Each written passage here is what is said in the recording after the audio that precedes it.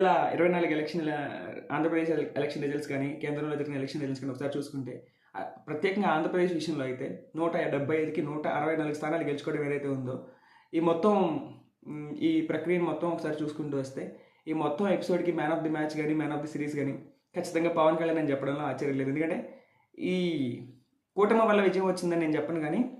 అంటే బీజేపీ పాత్ర వల్ల ప్రత్యేకంగా పవన్ కళ్యాణ్ గారు, చంద్రబాబు నాయుడు గారు అనేది ఒక ప్రోగ్రెసివ్, అంటే ఒక ఏమంటారు, ముందు చూపు గల ఒక కూటమి అని చెప్పచ్చు అనమాట. అంటే ప్రజల తాత్కాలిక అవసరాలను మాత్రమే తీర్చేదానిలా కాకుండా యువత భవిష్యత్తు, ఆంధ్రప్రదేశ్ భవిష్యత్తు,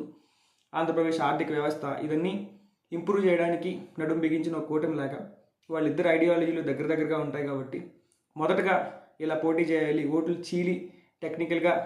ప్రస్తుతం ఉన్న ప్రభుత్వం 2009లో లాగా లాభపడకూడదు అని భావించి తన బలాన్ని అసెస్ చేసుకున్నారా లేదా అనేది పక్కన పెడితే, తన బలాన్ని తన బలగాన్ని, వారి నుంచి వచ్చే విమర్శల్ని అవి కూడా తట్టుకొని నిలబడి తనకు బలం ఉందని భావించిన ఎన్ని స్థానాలు అయితే అన్ని స్థానాలకి తన కంటెస్ట్ చేసే పోటీ చేసే స్థానాలను కుదించుకొని ఆయన చేసిన త్యాగం ఏదైతే ఉందో అది ఖచ్చితంగా ఈ ఎలక్షన్లో కానీ భవిష్యత్ చరిత్రలో మిగిలిపోతుంది అనమాట. సో అలాగే ఆయన చూపించిన చొరవ ఏదైతే 2019 తర్వాత ఎన్డీఏ నుంచి బయటకు వచ్చిన తెలుగుదేశం నుంచి మళ్ళీ వాళ్ళని కలపడానికి ఎలక్షనీరింగ్ ప్రక్రియలో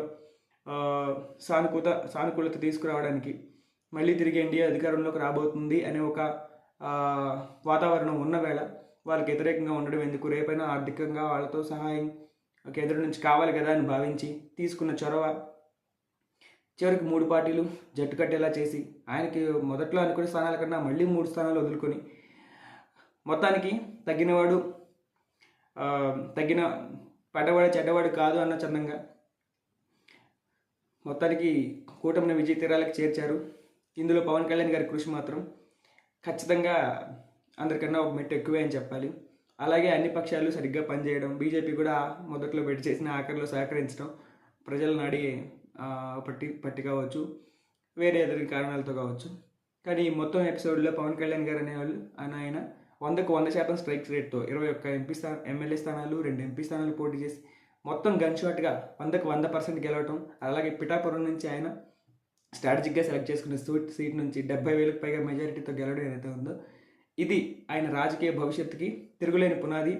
అలాగే తిరుగులేని బాట వేస్తుందని ఖచ్చితంగా చెప్పొచ్చు. అలాగే ఏదైనా ఒక సిద్ధాంతాన్ని మనసావాచకరంగా నమ్మి హార్ట్ఫుల్గా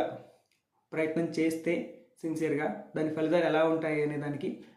పవన్ కళ్యాణ్ గారు 2019 నుంచి 2024 వరకు చూపించిన తెగువ, పోరాట పటిమ, పేషెన్స్ ఏదైతే ఉందో అది ఖచ్చితంగా రాబోయే రాజకీయ నాయకులకు కానీ ఖచ్చితంగా ఇది ఆదర్శం అని చెప్పచ్చు. Hats off to Pawan Kalyan గారు.